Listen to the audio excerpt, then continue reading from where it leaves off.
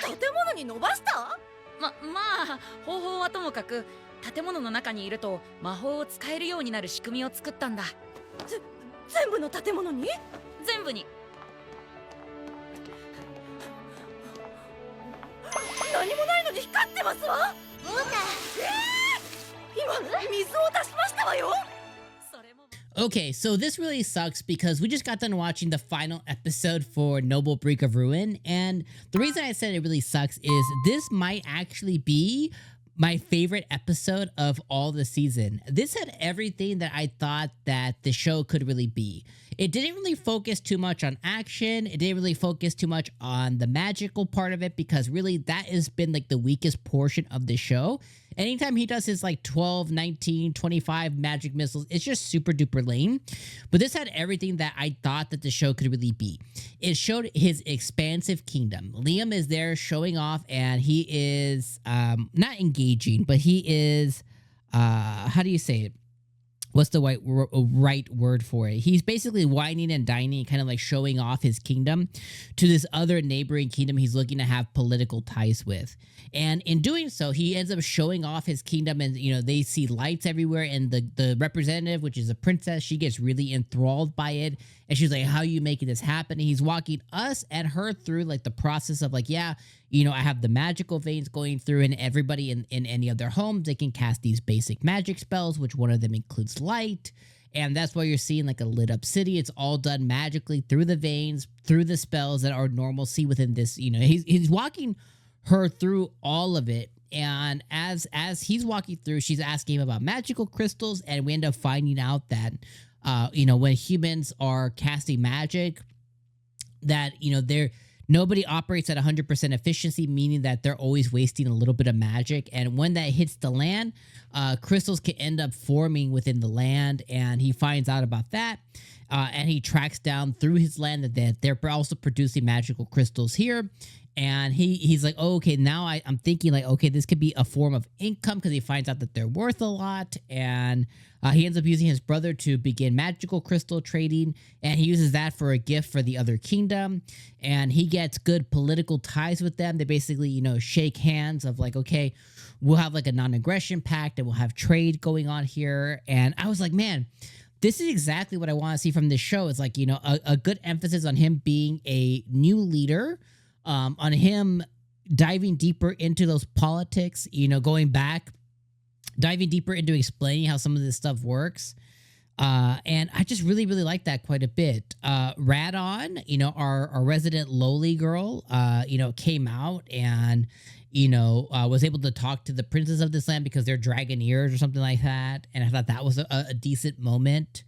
And then at the end of the episode, you know, they kind of take us back and he meets back up with Chris, which is our best wolf girl, which did not get enough screen time whatsoever.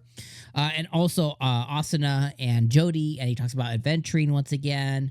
And then they show us, you know, a preview for where Scarlet and some of his confidants are talking about like conquistador or something. There's like some political thing that they have going on, like some war or something that's on the horizon or something. I was like, okay, yeah, that's cool.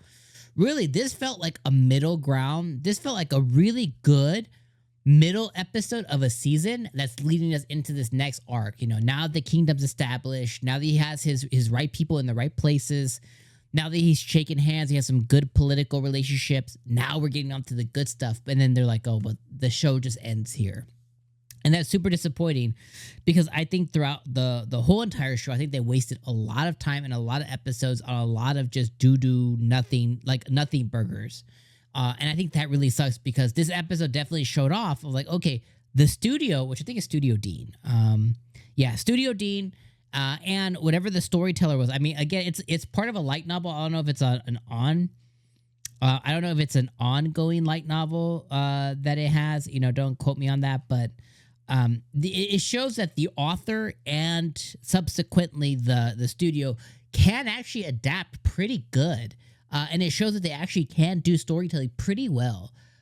And this episode showed once again what I wanted to see from the show, but it did so at the end. Which if this does ever get cleared for a season 2, I won't be back because most of the season was kind of nothing burgers. And It's disappointing because I really feel like, okay, they could have gave this maybe 3 or 4 more episodes, maybe his was like a random 16 episode season, and I think that they could have done this episode. I thought was like an 8.5 out of 10. They could have had this episode replicated the next 4 or 5 episodes, and I thought they could have taken the show from like a 5 or 6 out of 10 to like, you know, overall, I think it's about a 6 out of 10 overall. If I had to put a rating on it, they could have taken this like a 7 out of 10, which is huge in the anime world. So yeah, I'll leave you guys know out there. There's nothing really else to add. You know, I think introducing one more princess, one more girl, at the end of the season is silly work. Just because, you know, it doesn't actually do anything for us. Just because it's done. It's over with now. So I won't really comment on that. But yeah. I don't know if you felt fulfilled. I didn't, but I was really happy with the fact that it was a good, genuinely good episode at the end of the season. But it's one of those things where it's too little, too late kind of thing. So, yeah. Overall, I'm a Noble on the Brink of Ruin. I would end at about a 5.5, but I'll give it some grace. I'll say 6 out of 10 is where I would end. If I had a bigger scale, I try to just do 1, 2, 3. 8, 9, 10. I try not to have like, 5.5, 5.75. If I could do that, I'd probably be around like a 5.6 out of 10, something like that, like on the cusp of 10 of 6 out of 10. But we're just going to say, we're going to round up, do it even Stevens, 6 out of 10 is where I will land with this show. Let me know your guys' thoughts in the comments below, guys. Thank you guys for joining me all season long. We're going to take a little break before we start our spring anime. Make sure you look out for my videos for the top 10 to watch this spring and the video where we go through every anime that's coming this spring season. I appreciate you guys being here. Much love.